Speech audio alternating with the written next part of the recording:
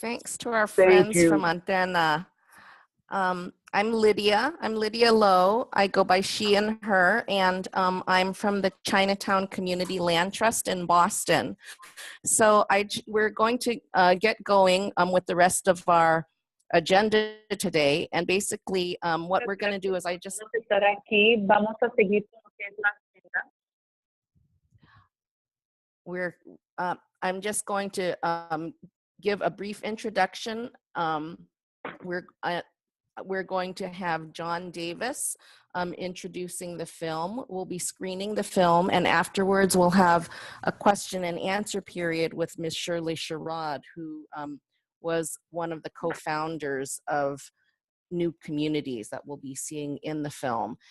After that, following that, we'll be having a discussion about how we can use Arc of Justice as an organizing tool. So that's our basic plan for today. Our schedule is to go for 90 minutes, and the film itself is 22 minutes, so just for people to have a sense of the time. So I just want to introduce Our Homes, Our Land, which is a part of the Homes for All campaign. And we are the national committee of Homes for All that's focused on the principle of community ownership and land and housing. What we do is every month we have a phone call or a Zoom call where we focus on peer learning about community land trusts and how it relates to our struggle for homes for all and decommodification of land and housing. And we talk about how we can support each other's efforts. So after this, after today, people are going to be getting a follow-up survey, and we encourage you to fill that out, and it will include a option if you'd like to join Our Homes, Our Land in the future. We'll keep you informed. So with that, I just want to introduce that I'm soon going to introduce John Davis. He is one of the co-producers of Arc of Justice. I also want to say that Mark Lippman, who is the co-producer of Arc of Justice, is on the call, and Mark will be screening the film for us today. And he has very generously offered to everybody who's participating a 30-day complimentary link to continue to view the film, so that after today you can view it with other people from your organization as you think about how you might use the film in your community and whether you can organize a screening in your community. But first, I'm going to introduce John, who is going to just tell us a little bit about the film before we start it. Again, he's one of the co-producers of Arc of Justice, and he has actually worked on one of the first urban community land trusts in the United States, which was the Community Land Cooperative of Cincinnati.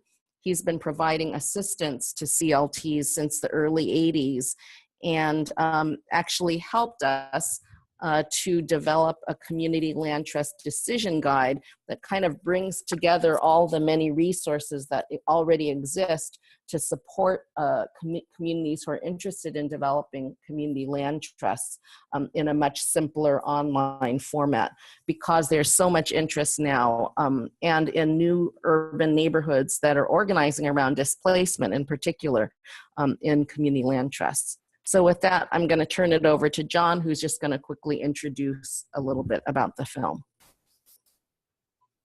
Okay, thank you, Lydia. How is the sound? Tony, Good. Give me a thumbs up if you can hear me.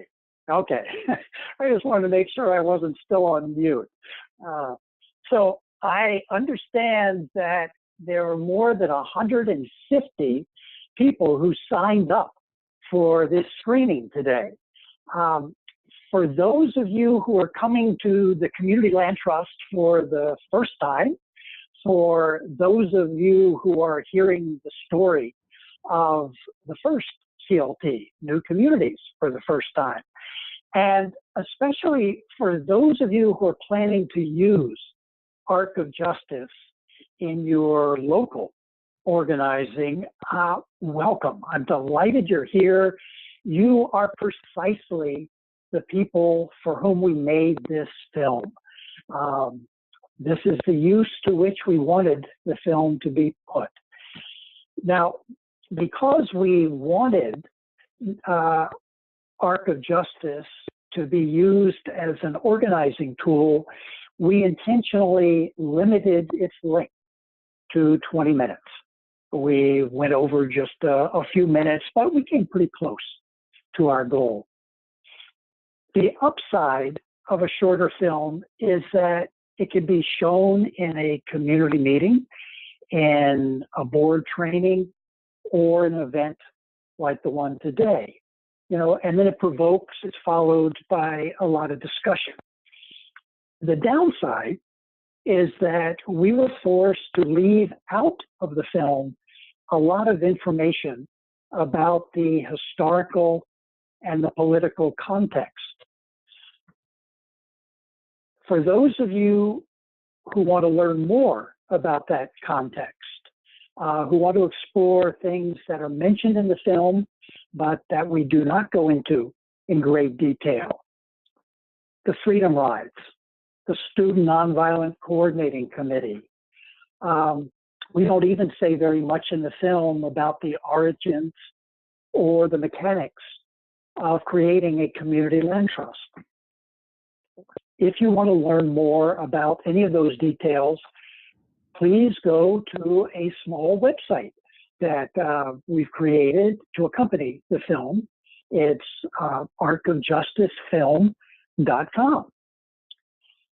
So rather than going into a lot of detail about the context or the backstory, we chose in making this film to focus on the courage and the resiliency of the people whose story we're trying to tell. I think that was the right choice to make. In fact, it was the real filmmakers behind this project, Mark Littman and Helen Cohen, who insisted from the very beginning that this should be a character-driven story. I think that it was the right direction to take because it makes for a more powerful film, but this is a sort of story that needs to be told in this dark time. We need heroes if all of us are to continue to do the sort of social justice work to which we are called. The main characters in Arc of Justice have been among my personal heroes since I first learned about CLTs. Back in the days when my beard was less gray, less white than it is today. It's an honor to me to be able to introduce them to you. And I hope that you will be as inspired by their story as I have been for many years. Arc of Justice. This is a good moment for me to be able to jump in and introduce myself. Hi, everybody. I'm Sacagawea. I'm with Cooperation Jackson in Jackson, Mississippi. Lydia talked a little bit about the Our Homes, Our Land Committee, and we're a part of the Our Homes, Our Land Committee and have been working for the last 2 years to develop the Fannie Lou Hamer Community Land Trust in Jackson. So really excited. We've been as a group grappling with wanting to apply the community land trust model as a tool in our work, in our social justice work, in our movement work, in our defense of our communities against mass displacement. And not only have we had the calls together where we're talking about these ideas, sharing information, learning from the different groups or different parts of the process of having a CLT or creating a CLT, but we've been able to travel and be together at a national conference of practitioners of CLTs throughout the country. And there, I was excited to be able to meet John Davis in person. This film that we're going to see is for me really amazing because it's a piece of Black history that I was not aware of. And I only became aware of that when Cooperation Jackson started to embark on the process of creating a community land trust.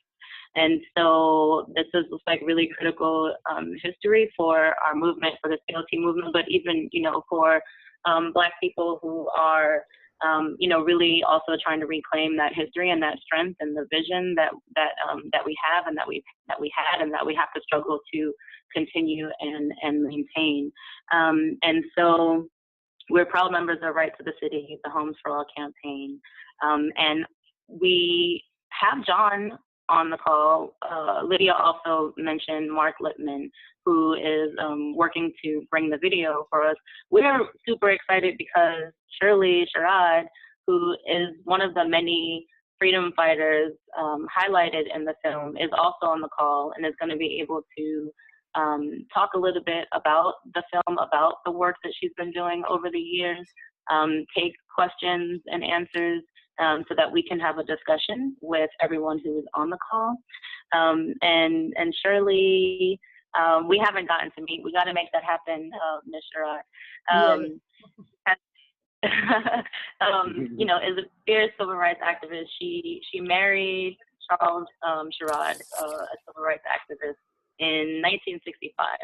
And from then on, over the course of 20 years, the two of them worked really hard, side by side, leading the Southwest Georgia Project and the New Communities Incorporated. And so we'll hear more about the acquiring the land and the loss of land after the loss of the New Communities Incorporated land in 1985.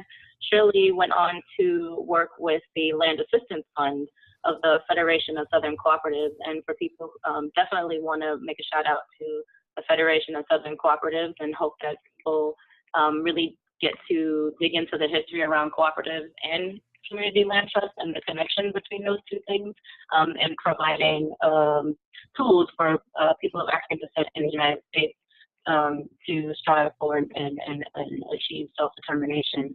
And so Ms. Sherrod helped with farmers in financial distress, both Black and white farmers. She was appointed the Director of Rural Development for Georgia in 2009, and currently she is serving as the Executive Director of the Southwest Georgia Project. I'm gonna slow down and pause for a minute as I check in because I see Mark is ready now, Taki. Ready now? Okay, perfect. Okay. Yep. So let's go ahead and spend the 22 minutes checking out the film. I'm really excited for the debut, and then we'll continue a discussion as a collective afterwards. Thanks.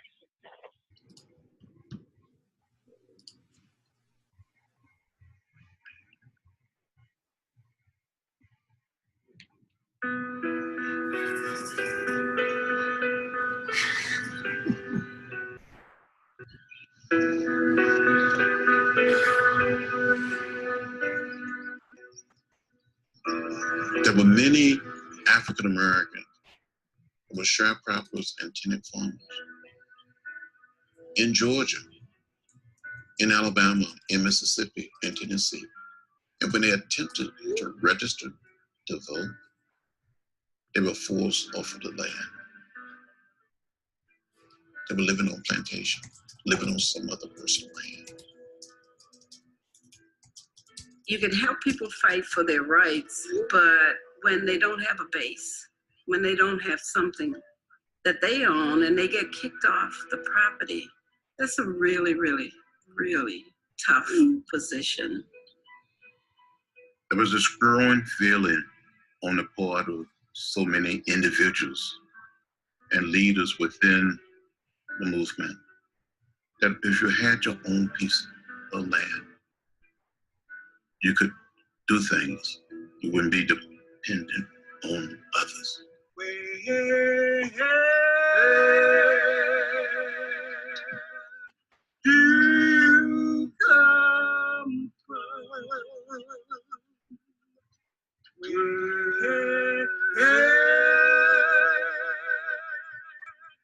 do you go?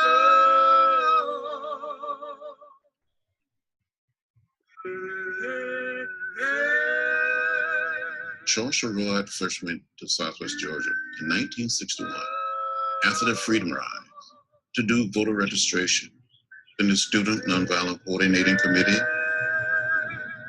So you had thousands of low-income African American.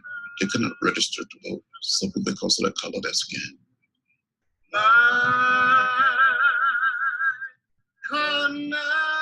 We were building a better life for our people. We were always doing voter registration,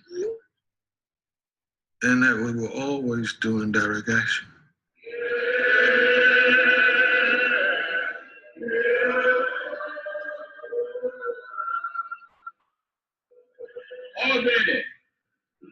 Albany, Georgia. We have been called upon and have heard the voice of democracy saying, get up from where you are and go to a land that I will show you. When they began to arrest us, we filled the jails in Albany.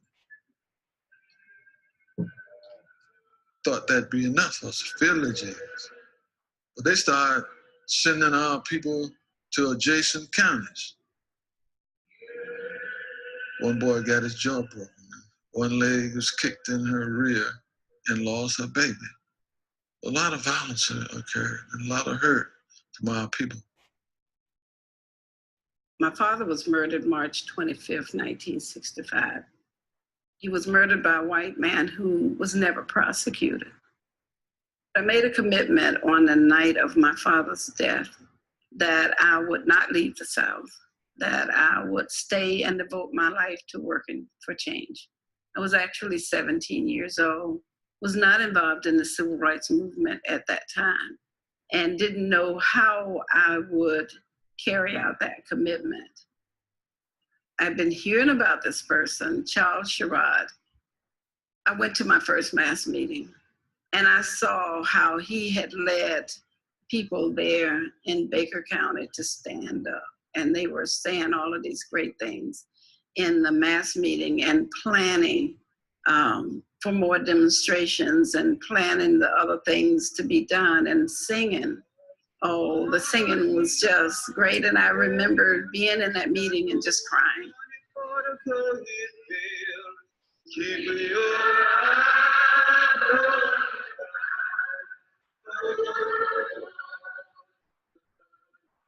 And I knew then that this was a way that I could live true to the commitment that I made. And by June of '65, we started the Baker County movement with the help of Charles Sherrod and others from SNCC.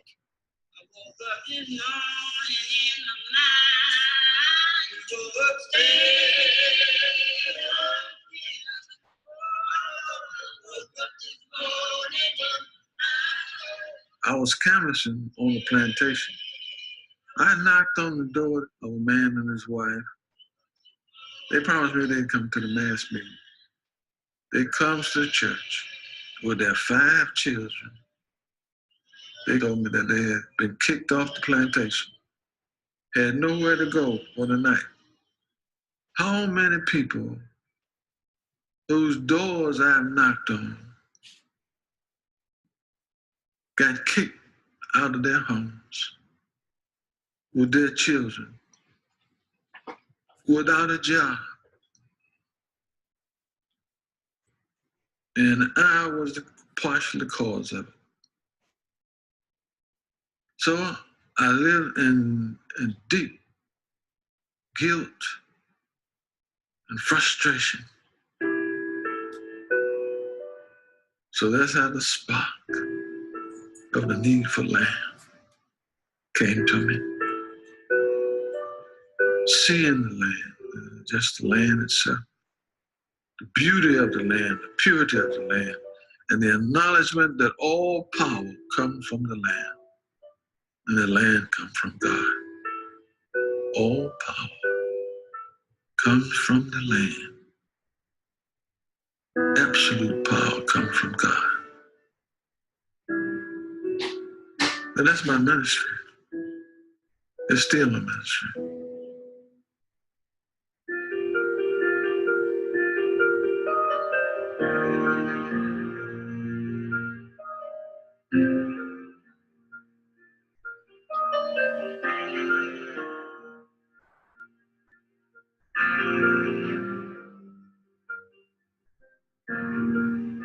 Slater King played a key role. He was the only Black real estate agent in the area, and that's how we knew that the Featherfield Farm in Lee County was available. It was 1969, I believe, when he was killed in a car wreck. Slater King and I were very close. Losing him was like losing a brother. So devastating to what we were trying to do, which meant that Sherrod had to step up even more if we were going to hold on to this. I hadn't raised any money in my life except a place to stay and food to eat. That's my only hustling capabilities. But I got on the road and kissed my wife goodbye. Said, I'm going to get this money. And I raised it. Somehow I raised it over $1 million.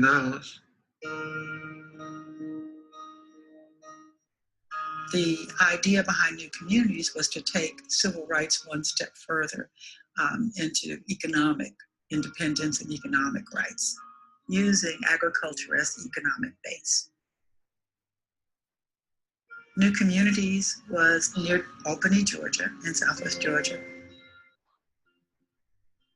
It was 6,000 acres of land. It was the largest tract of land owned by African Americans in the country at the time. So it was a source of pride. I think Black people, even if they were not involved, felt proud that we could actually get our hands on that much land. You know, land meant power. You know, land established you as somebody. It was a courageous and brilliant idea to bring people together in a new way of thinking and a new way of doing something. Cooperative land ownership, not just an individual, but a community. Many of us during the early days of the movement, we spoke about and we talked about, and even today some of us still talk and preach about the building of a beloved community. More cooperative living, cooperative buying, cooperative selling, cooperative, just about everything cooperative. We received a planning grant of nearly $100,000 from the Office of Economic Opportunity. So we've gone from fighting for our rights to now having rights and trying to do something with it. It was some exciting times, you know, you're planning villages, you're planning education, you're planning all of these things. You basically have a chance to plan a life and lives and plan ways to help our people. We had a list of 500 families who were willing to live on this land the way we proposed. You would own your home, but you lease the land underneath your home.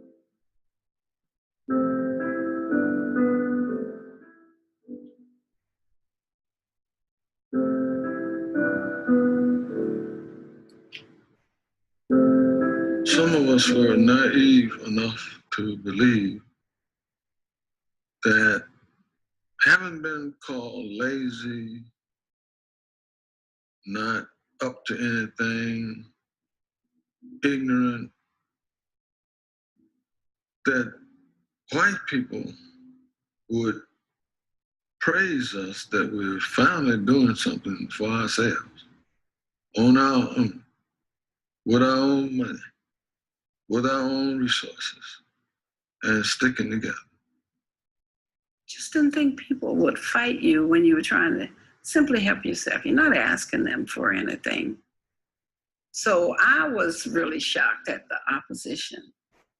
I mean, they just came at us in every way to try to stop us, to block us, to do anything to get that land away from us. They shot in our offices.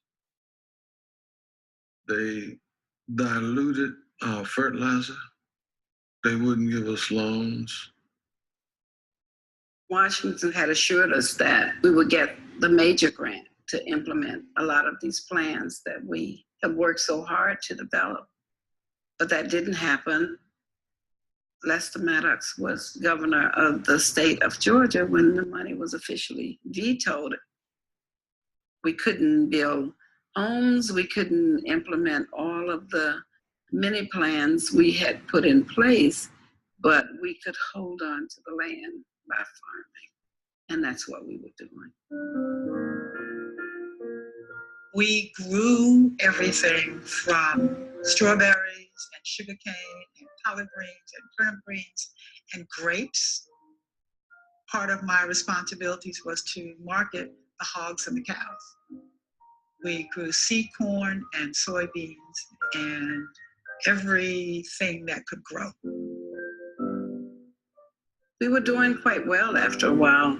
We could make enough money to pay the land notes and expand the farm operation. But then we had a drought, and then followed by a second year of drought. So we decided, just like all farmers were doing, to go to Farmers Home Administration to borrow money.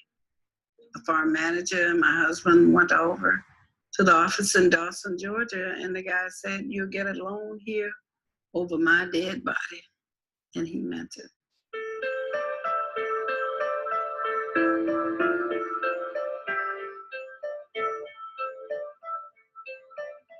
We actually faced foreclosure, and Sherrod was out traveling around the country trying to raise money.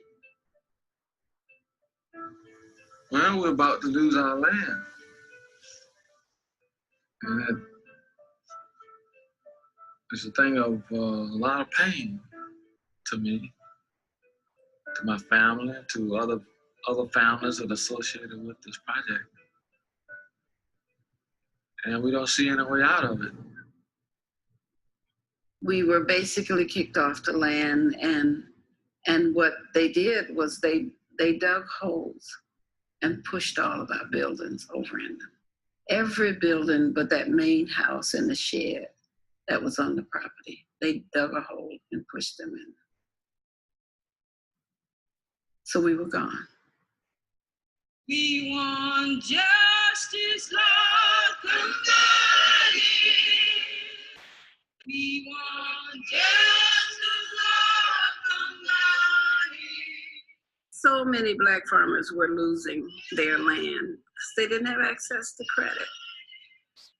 We would meet and we'd talk about the fact that we have to do something about Black land loss. We need to file a lawsuit. We want justice, Lord, somebody.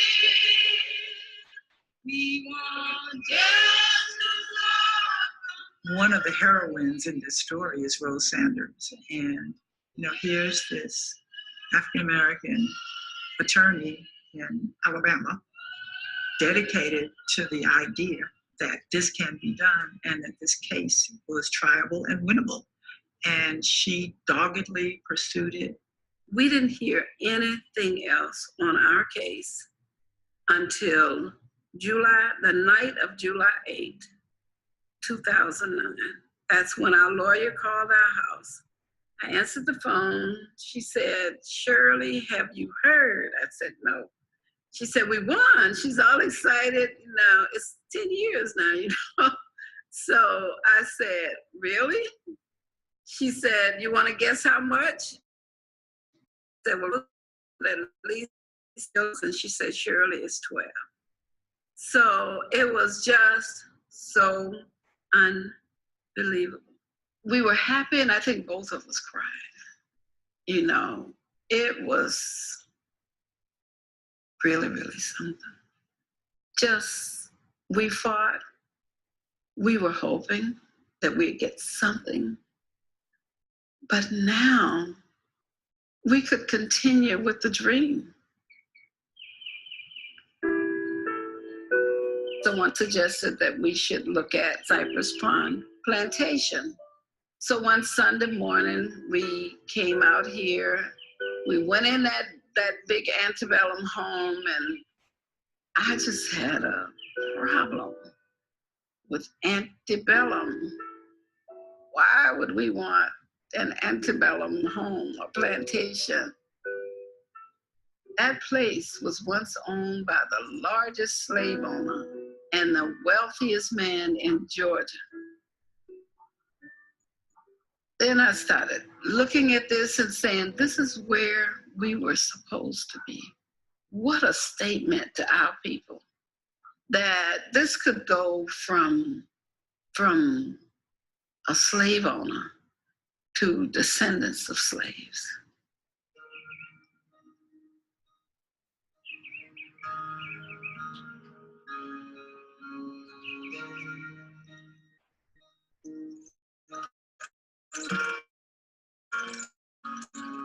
We're just in the development stage. We got the pecan in production, about 80 acres of pecans. We're getting irrigation put in on them. This year we expecting a great crop because we will have water. My major was horticulture, and I've had a farm of my own. Of course, I lost my farm back in '85 when we had a disaster, and prior to that we had a lot of drought. And at the same time that the new community lost their property. And that's why I'm here so determined to make things work and do whatever I can. Losing the farm was torturous and very sad. But to have the settlement, to have this land, who could have predicted this road and this path? In some ways, it is the arc of justice. We all own it together. It's ours. We can actually start here to help people understand land trusts, to help start land trusts. Maybe get people to listen to us a little more when you bring them to this place out here now. They know everything is possible. We couldn't have done any better, I don't think. Looking for a place after all of these years, after the loss we've been through, to really help our people heal, to help get them training, and to get them working together for the good of all. Where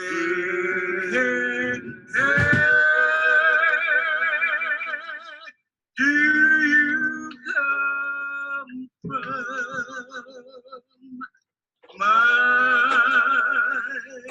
But if it hadn't been for, but if it hadn't been for my collide, I would have been married a long time ago.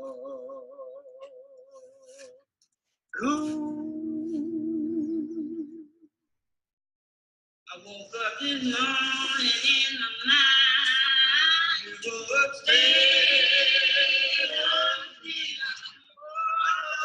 woke up this morning in my mind. Stayed on me. Woke up this morning in my mind.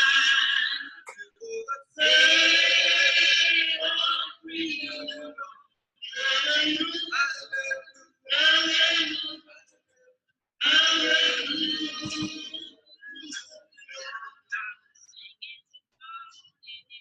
Jordan River, who gon' help me from? Jordan River, who gon' help me from?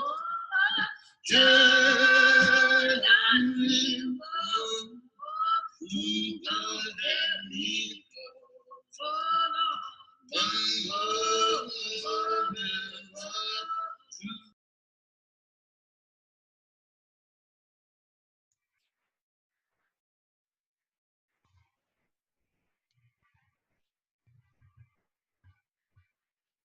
Passing it back to you, Saki and Lydia.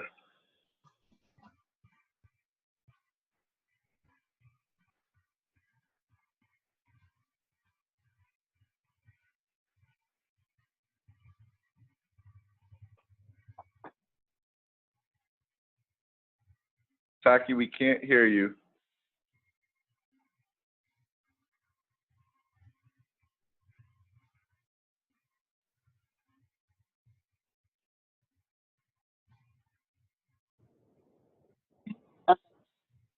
I switched. Saki, try again. Okay. There you go. I switched from my phone. I don't know why. Okay. I'm getting off of my phone. I'm not sure why my phone wasn't allowing you to hear me, but hopefully you can hear me now. So since we're approaching the 4 o'clock hour and the call is until about 4:30, I wanted to jump right in and hear from Ms. Shirley Sherrod. I gave an introduction earlier, and definitely want to make sure that we have enough time for questions and answers and some dialogue, both about the film with Ms. Shirley and John Davis, and also being able to talk about being able to use the film, the screening, and the facilitation guide in the organizing work that we're doing and the work that spans across housing and land.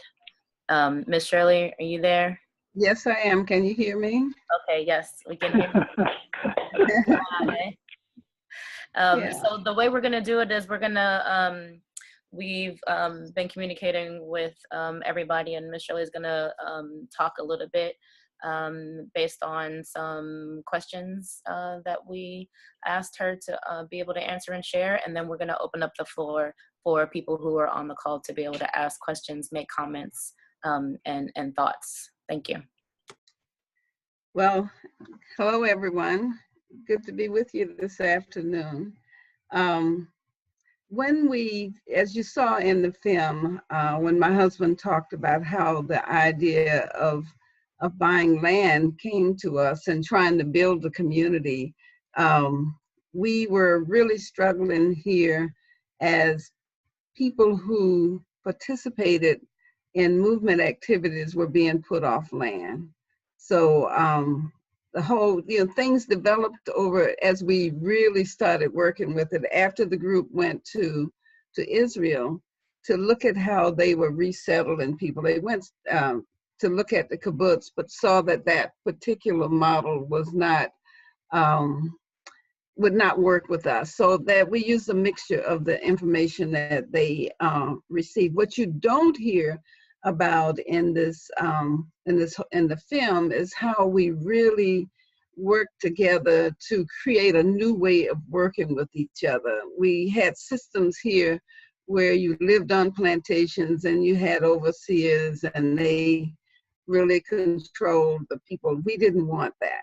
We wanted to create something where we all felt equal and could all participate in creating this community and living together. So we planned every phase of the land, every part of the land. There were to be 3 villages. We planned the educational system. We had committees for each area. For example, the farm committee that worked in fact, because we faced foreclosure and couldn't implement the plans we had made, the farm committee is the one I could talk about more than the others because we were actually farming. We started farming to try to hold on to the land. And we actually had a farm manager, but we also had a farm committee. So the farm committee met every Monday night where we plan the week's work. Everyone had input into just what would happen, how we would do things. But once we were out on the farm working, the farm manager, of course, had the last word, and whatever whatever decisions he made could actually be questioned in the farm committee. So it was a whole new way of working together to build the community we wanted to build. And we were doing quite well until the droughts came in the 70s, and we eventually went to Farmers Home Administration for a loan. And that was the beginning of the end of that 6,000 acre tract of land. Any questions about that?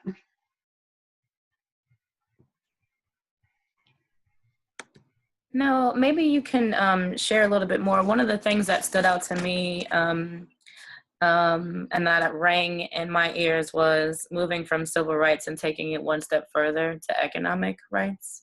And so maybe you can share a little bit more about why that, why it was so important to take it a step further. What were the limitations and what you all, why you all felt it was so important to, to shift, to make this shift? Well, again, you could fight for your rights and get some rights, but what could you do if you didn't go further to try to do the economic development work? If you had to still go try to live on someone else's land, all we saw was getting back in the system that we had been fighting to get away from. So we felt we needed to help. We needed to go further and look at how we could help people develop their own way of using the assets many of them had in the area. We had lots of Black landowners, Black farmers who own land, families who own land. And the whole idea was trying to help them also figure out how they could use that to create income and not have to depend on others who could pull the string at any time. We saw that need. Yeah, and I'm gonna say out loud, it's been typed in the chat box, but for folks who want to ask any questions and have any comments, please put it in the chat box. Lydia and myself are going to be keeping our eyes on the chat box, being able to pose the questions and share the comments and the reflections. So definitely the reflections that you have, please send those in. A question before we get more of those coming in on the chat is, what's advice and what are some thoughts that you have? So many of us today are making the connections between gentrification, unaffordable housing, and that leading to the mass displacement of our communities, especially low-income communities, Black and Brown communities. So what are some thoughts that you have to share in terms of the experience and the lessons that you learned for those of us working on community land trusts, cooperatives, organizing our communities? Yeah. Well, really, we've always held to the fact that, we could have decided to, based on our experience in the movement and so forth, the leaders who were part of that could have tried to lead people, but you got to include people, and you got to let them help decide what can work, and you got to bring your people along so that you can keep the fight up now, and you can't give up. If you look at what happened to us, we lost everything in 1985, everything. The man who bought the land paid a fifth of what it was worth, and then dug holes and pushed all of our buildings over in them. That meant he was wiping us, every trace of us, away. But even to have to face that and deal with the fact that something you spent, and something that's so important to the area that you spent 16, 17 years working on, you can't give up. That's one of the main stories. That's one of the main points with New Communities. You cannot give up. What if we had all walked away and decided it's just over? It would have been over. And this great experiment with land trust, I was in a meeting where one lady said, she was from West Virginia. She said, we created the first community land trust. And I said, really? Because I know that was something we did at New Communities. I had no idea we were doing the work. And my main point is you got to include the people who are going to benefit from it, because there's some great ideas and great work that come from all of them. Yeah. So trying to think of one last question, and kind of transitioning it into the now. There was mass displacement and farmers and their land. The numbers between 1920 and 1997 are really telling. Can you talk a little bit about your current work and the work that came out of the Federation for Southern Cooperatives? Yes. As you know, we, as Black people, we own over 15 million acres of farmland dating back to about 1910, 1920. And we're probably down to 2 million or less at this point. And some of the main reasons for that is lack of credit and lack of the ability to access programs through USDA. That's what brought the lawsuit about. We were developing farm plans and helping training farmers so that they could do a better job of raising crops and livestock and so forth on the farm. But throughout all of that training, we were still losing land. And it had a lot to do with the discrimination at USDA. In fact, the Commission on Civil Rights would sound the alarm every so often, saying if you don't do something about discrimination at USDA, by the year 2000, there'd be virtually no Black-owned farmland. Now, that was one of the main reasons, lack of credit and lack of access to those programs.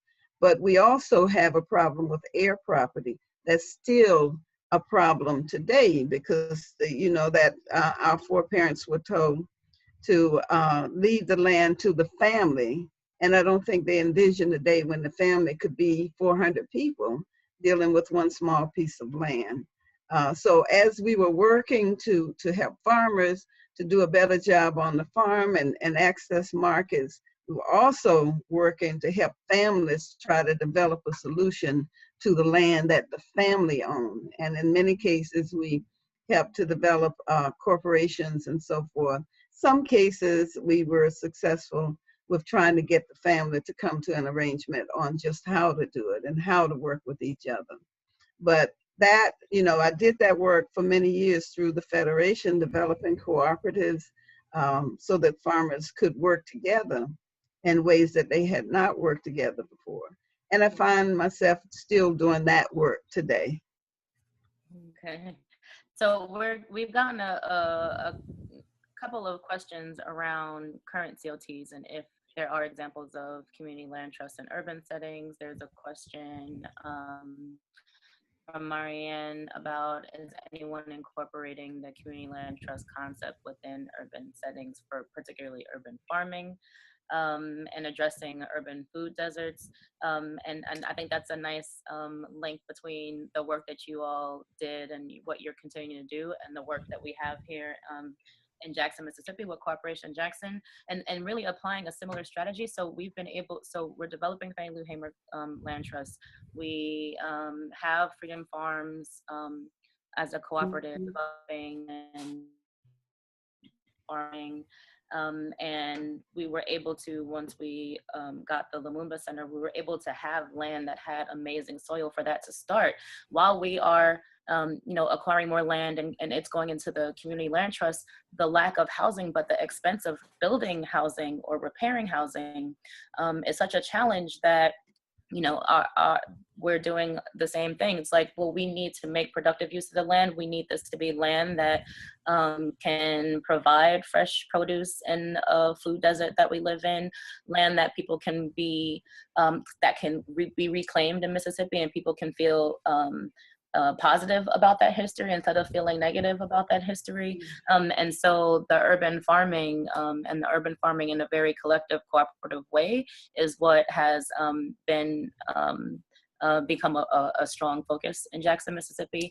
And that's happening in other parts of the country in terms of urban farming.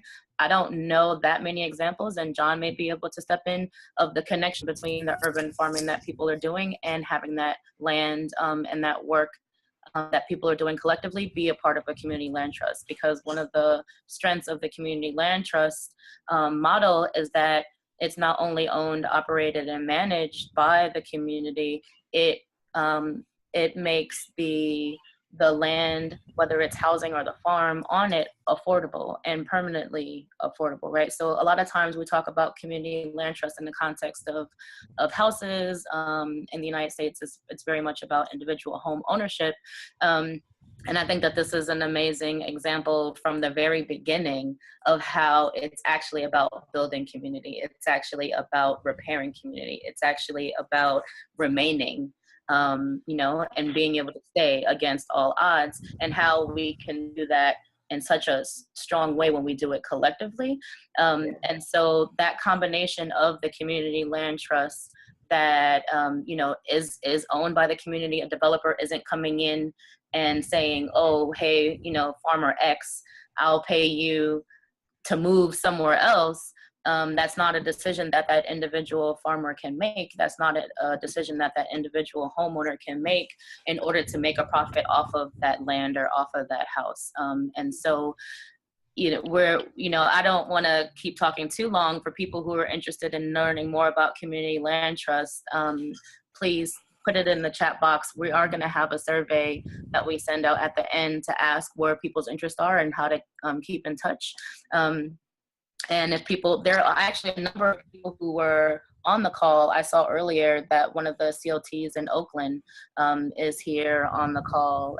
So we have a wide range of knowledge and experience right here on the call. So if you are on, please chat some information. I see someone is pointing out Dudley Street Neighborhood Initiative in Boston.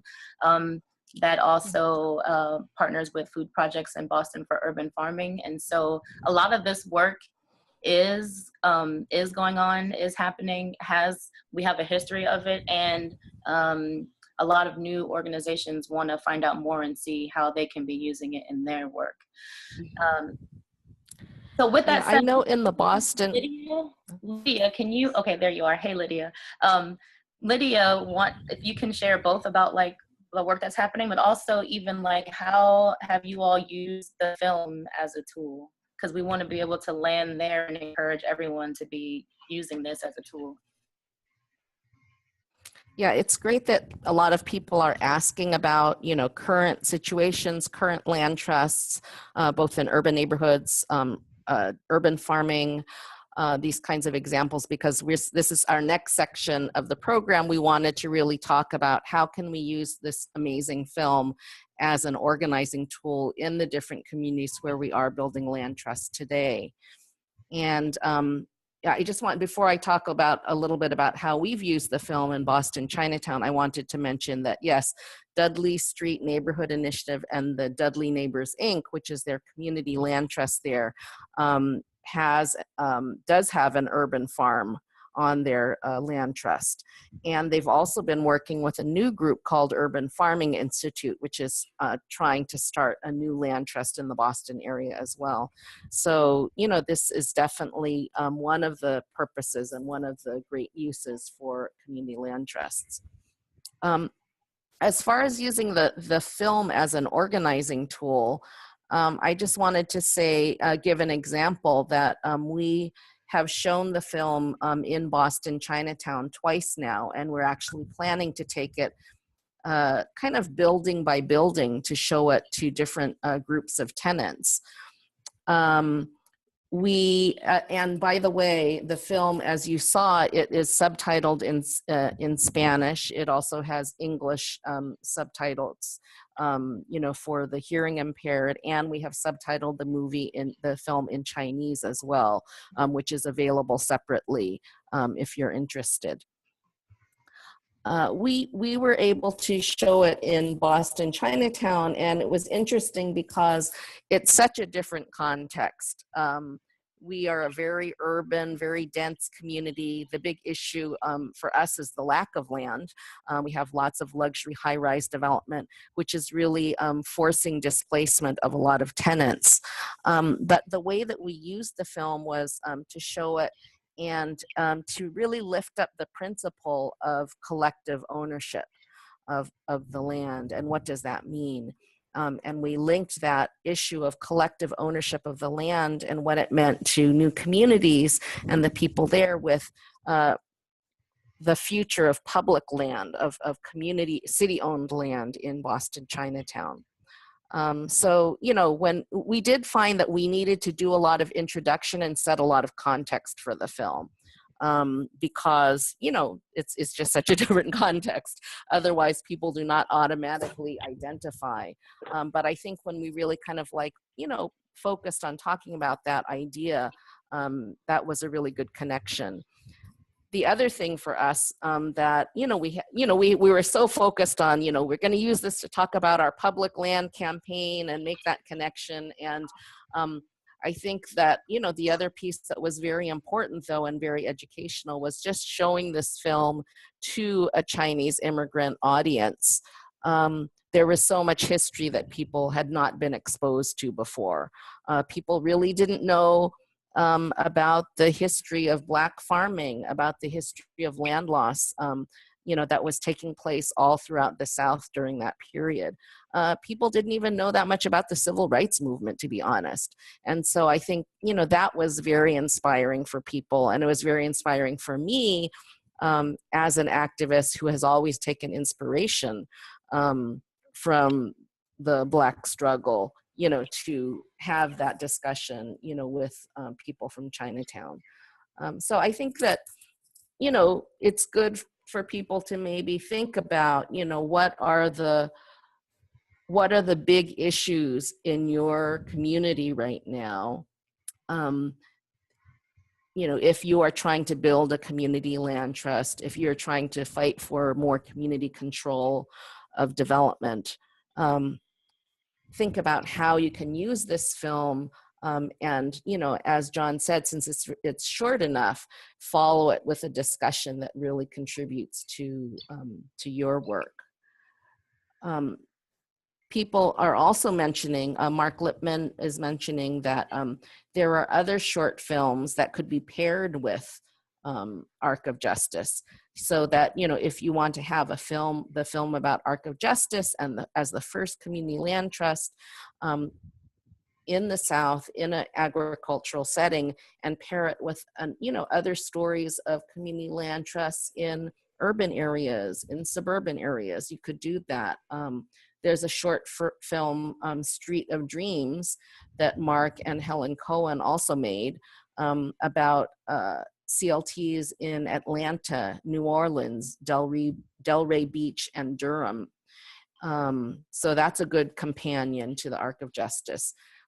People have also paired it with the film about the founding of the Dudley Street Neighborhood Initiatives Land Trust, you know, which is about, you know, was a struggle around taking control of vacant lots that were being dumped on in Boston, in Roxbury.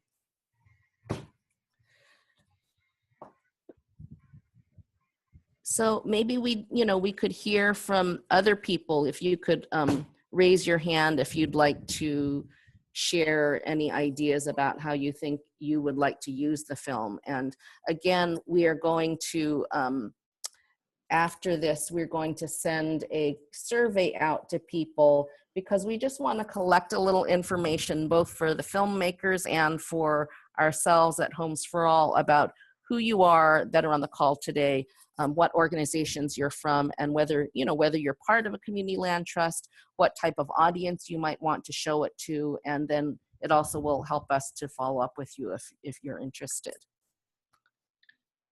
But if somebody, if people could just raise your hand. Oh. Okay.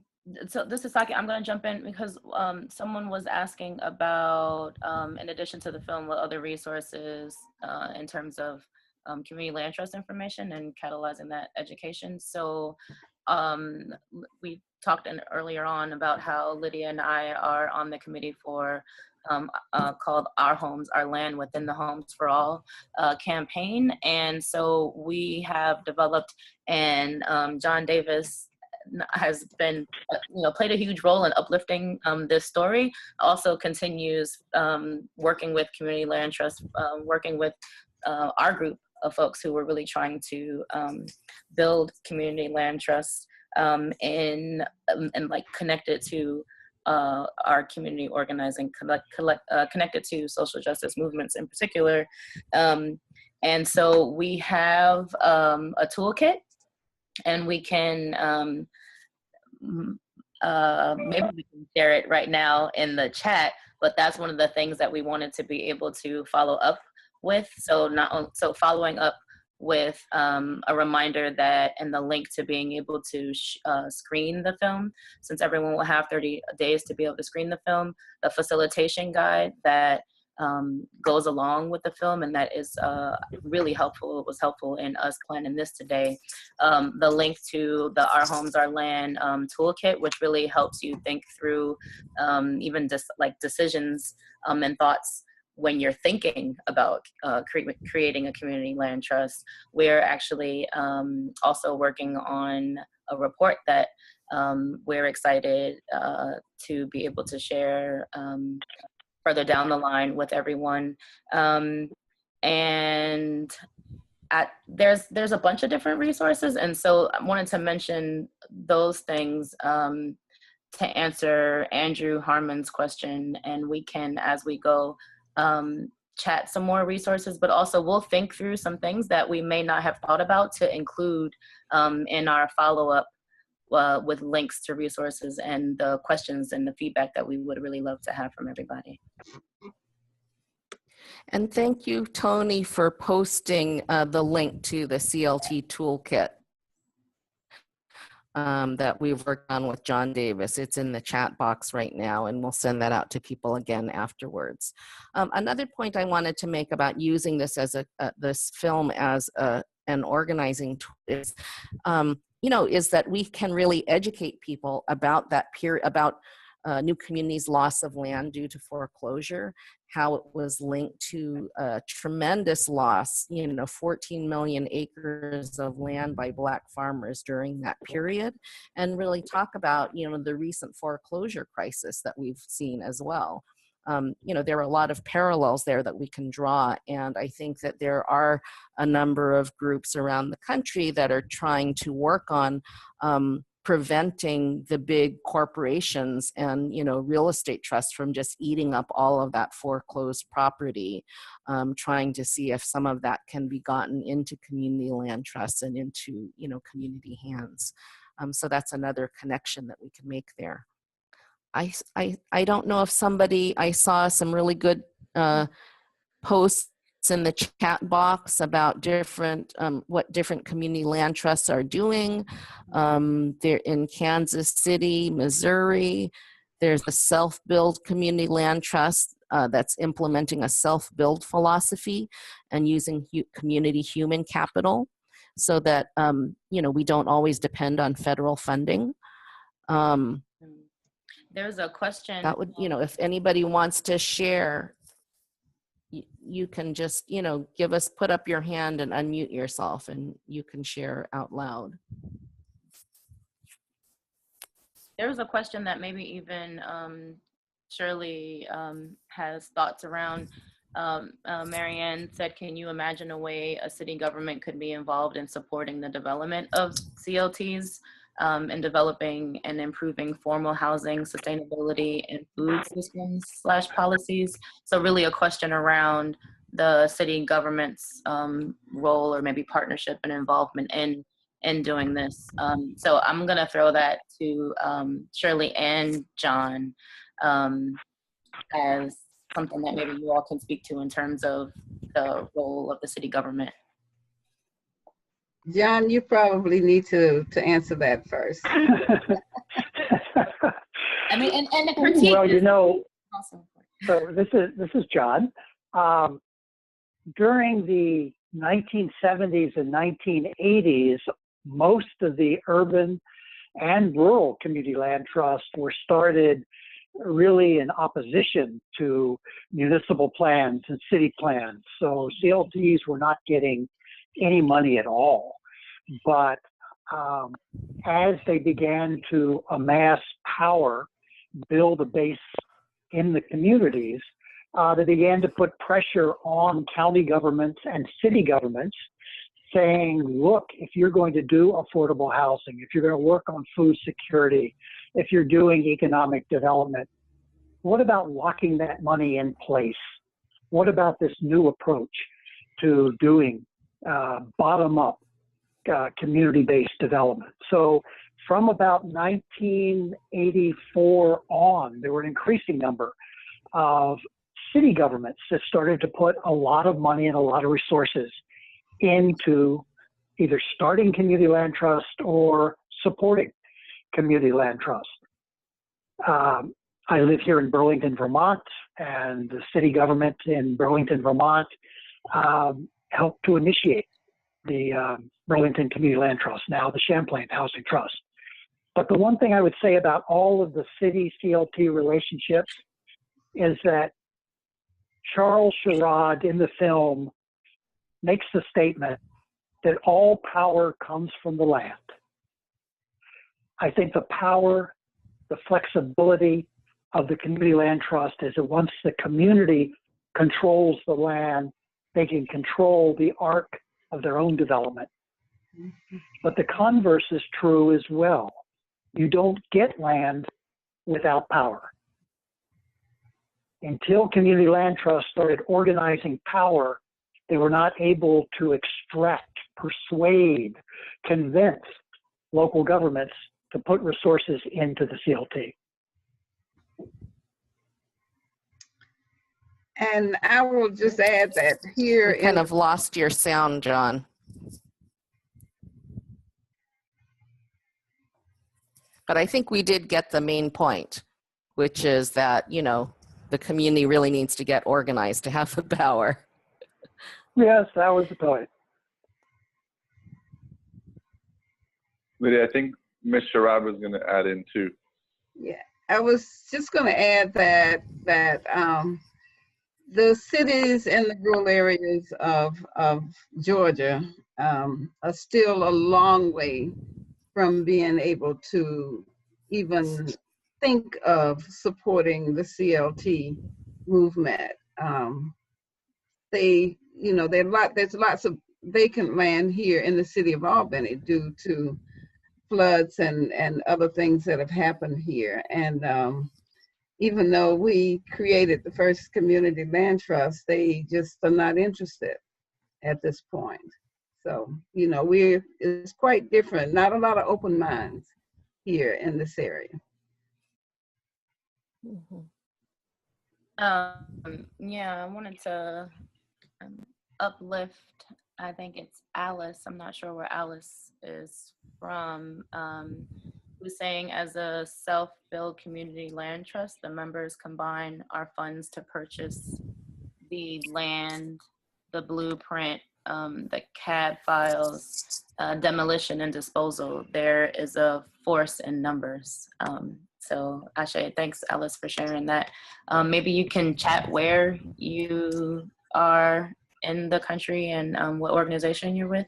And she's in Kansas City, Missouri. Oh, okay. That's in Kansas City, Missouri. Okay, cool. Okay, so yeah, thanks. You sent the information. I've seen it a couple of times with the link. Thank you. And one of the beauties of the Community Land Trust is that it is a very flexible tool because every community has a different context and is in a different place in your struggle. So, you know, the ways in which we set about acquiring land, you know, are very different in every place.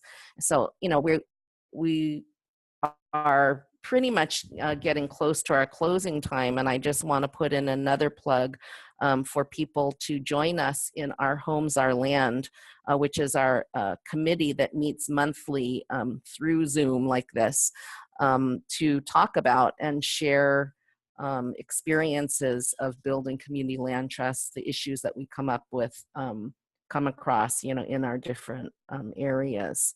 And our next phone call will be August 15th. We usually meet on a Tuesday at 12 noon Pacific, 3:00 p.m. Eastern and all the different time zones in between.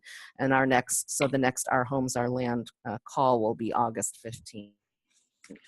Yeah, and I want to add one last pitch that, you know, this film, so much has gone into making this film.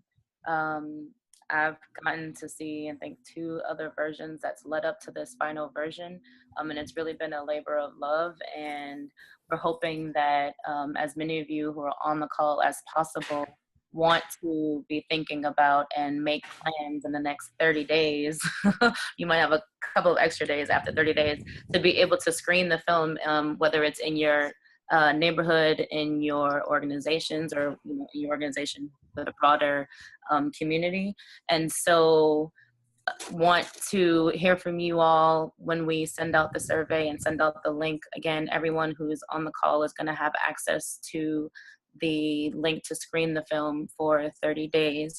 And actually we have up on, you also will be able to have a discount with the discount code to purchase the film and have it.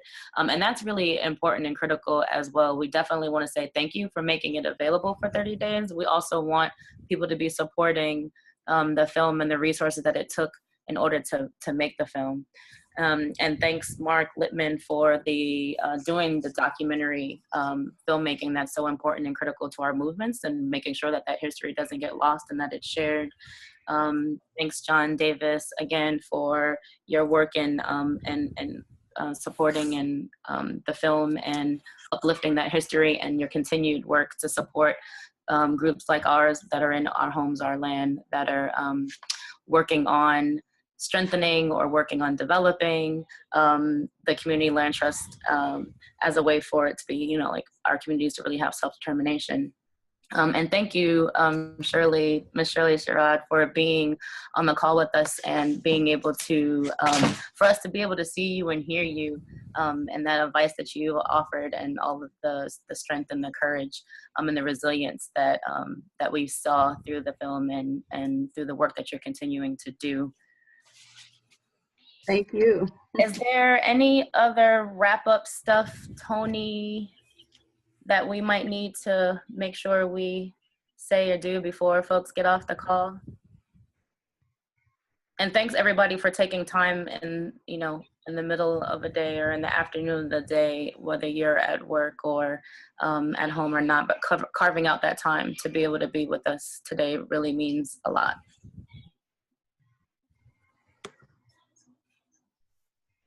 Thank you so much. I haven't heard anything from Tony. I'll just say for everyone to look out for the follow-up email, and then definitely stay tuned for what else is coming out with the Sprinters Nation series.